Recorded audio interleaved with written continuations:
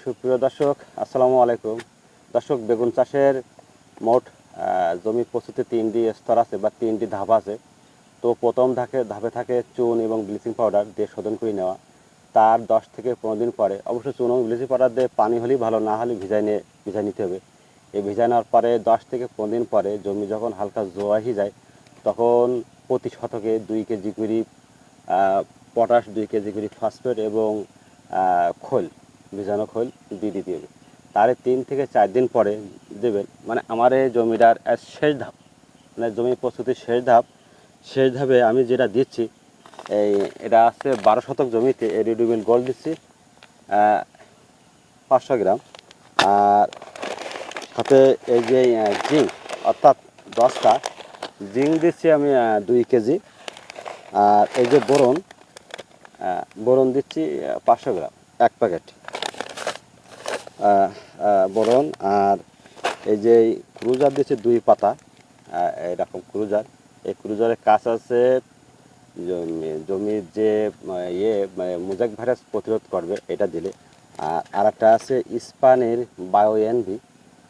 বায়োএনবির কাজ আছে, এটাও ভালো একটা নতুন ওষুধ এবং মোজাইক প্রতিরোধের জন্য ভালো কাজ করে। এইগুলো সব ওষুধগুলো একসাথে নিয়ে মিক্সার করে আমরা এই পিলিপারে দিয়ে দেবো।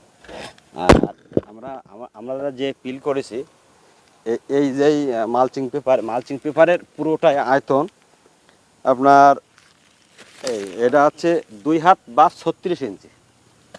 এই 2 হাত বা 36 ইঞ্চির মাপ অনুযায়ী আমরা পিলটা করতেছি এবং এই পিলটা সমান এটা ফেটে যাবে।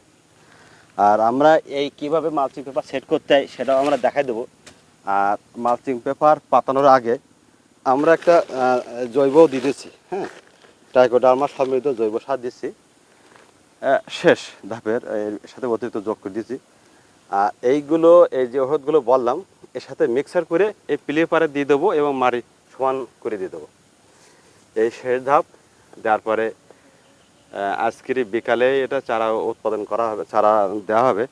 আর আমরা দর্শকদের উদ্দেশ্য বলে দিই, এই যে পিলির যে দূরত্ব, এর দূরত্ব এই মাথা থেকে এই মাথা দিয়েছি 2.5 হাত। কারণ 2.5 হাত দিয়েছি এই জন্য, সামনে শীতকাল আসতেছে, গাছটা একটু খাটো থাকবে, বড় হবে না। এবং শীতের আগে আমরা 3 হাত কথা বলি, এটা 2.5 হাত দিয়েছি।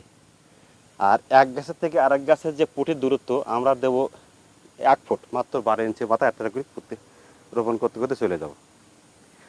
তো এই হচ্ছে আমাদের আজকের কাজে। আর যেহেতু এই মাটিটা একটু নিচু জায়গা এবং এঁটেল মাটি, তাই আমরা একটু এই যে পানির পিলটা একটু বেশি করে গর্ত করে দিয়েছি, যাতে বর্ষা এবং পানি হলেও যেন ক্ষতিগ্রস্ত না হয়।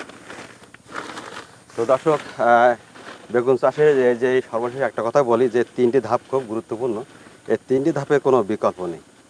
প্রথম ধাপ তো বলেছি, দ্বিতীয় ধাপ তো বলেছি, তৃতীয় ধাপে আমি এইগুলো দিছি, এইগুলো দেবেন।